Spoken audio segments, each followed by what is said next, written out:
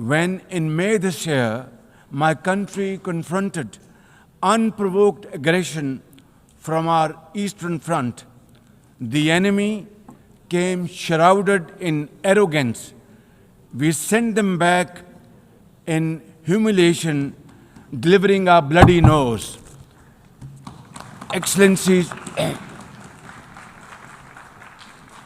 India sought to extract political gains from a human tragedy by spurning my sincere offer of an independent international investigation into the Pahalgam incident. Instead, it attacked our cities and targeted our innocent civilians. When our territorial integrity and national security were violated, our response was in accordance with the right of self-defense under Article 51 of United Nations Charter. Our valiant armed forces, under the stellar leadership of Field Marshal Syed Asim Munir, mounted an operation of stunning professionalism, bravery, and acumen, repulsing the enemy's attack under Air Chief Marshal Zahir Babar Sidhu. Our falcons took flight and etched their answer across the skies, resulting in 7 of the Indian jets turned to scrap and dust. A decisive response.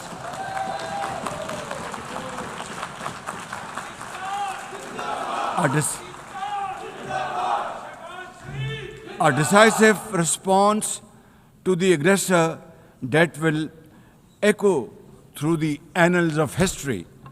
To the fearless architects of this victory, to every officer and soldier, heirs of our martyrs, their names are forever engraved in glory. To the mothers of our martyrs, their courage guides our path forward, and their sacrifice shall never be in vain, inshallah, God willing. And to every Pakistani, you stood as one unbreakable wall, a bunyanum marsoos.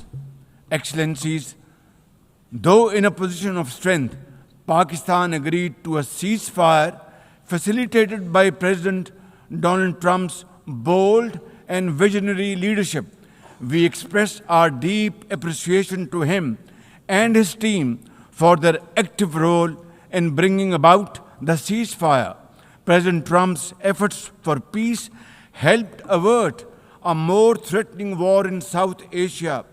Had he not intervened timely and decisively, the consequences of a full-fledged war would have been catastrophic. Who would have lived to tell what happened? And therefore, in recognition of President Trump's wonderful and outstanding contribution to promote peace in our part of the world, Pakistan nominated him for Nobel Peace Prize. And I think this is the least we could do for his love for peace.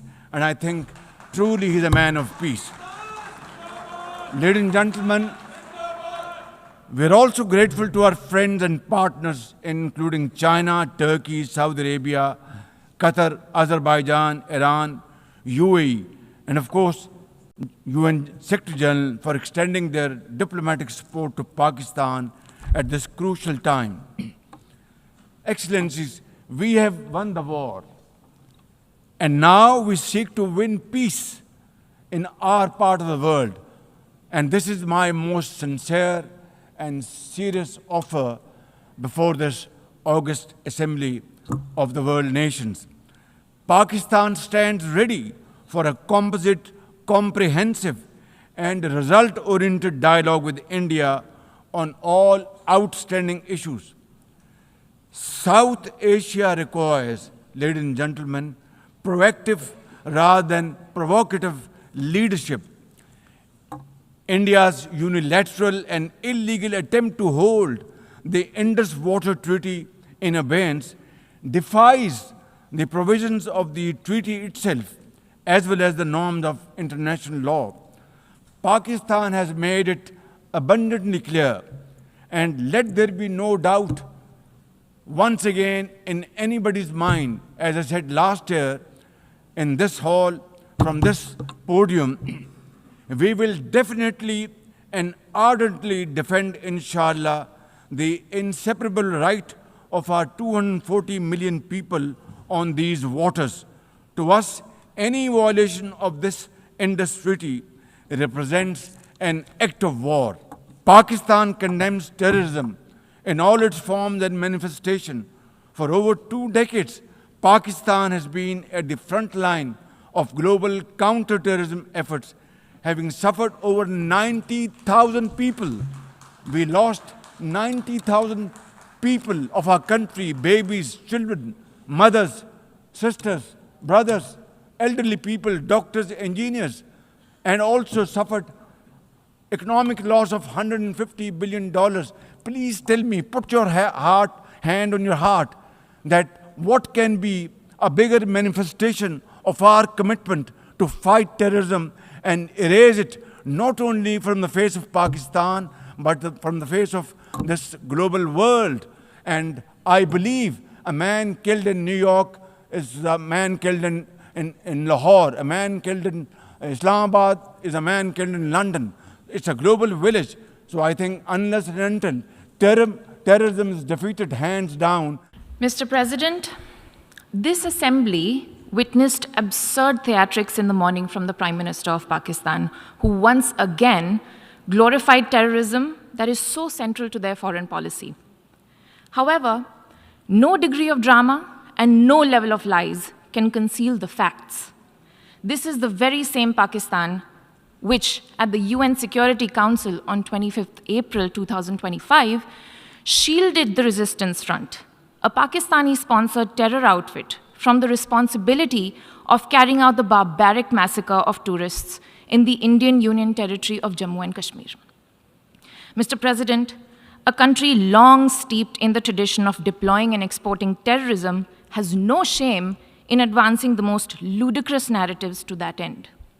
Let us recall that it sheltered Osama bin Laden for a decade, even while pretending to partner in the war against terrorism. Its ministers have just recently acknowledged that they have been operating terrorist camps for decades.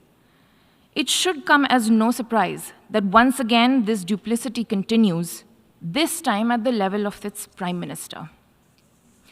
A picture speaks 1,000 words, and we saw many pictures of terrorists slain in Bahawalpur and Muridke terror complexes by Indian forces during Operation Sindoor. When senior Pakistani military and civilian officials publicly glorify and pay homage to such notorious terrorists, can there be any doubt about the proclivities of this regime?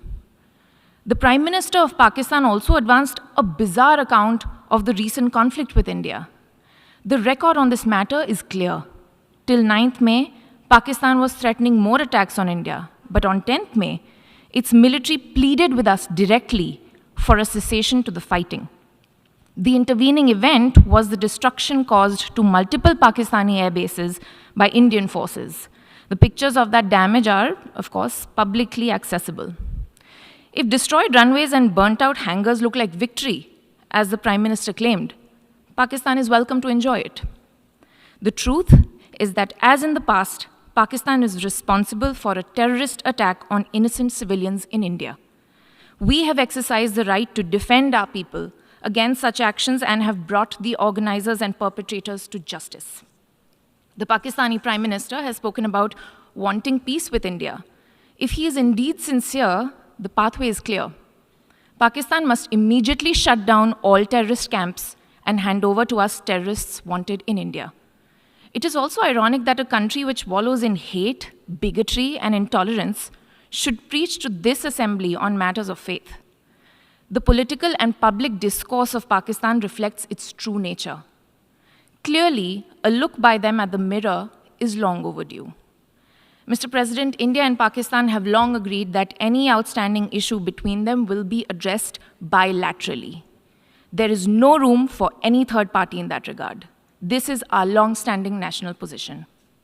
Where terrorism is concerned, we are making it clear that there will be no distinction between the terrorists and their sponsors. Both will be held accountable. Nor will we allow terrorism to be practiced under the cover of a nuclear blackmail. India will never bow to such threats. India's message to the world is clear. There must be zero tolerance for terrorism. I thank you, Mr. President.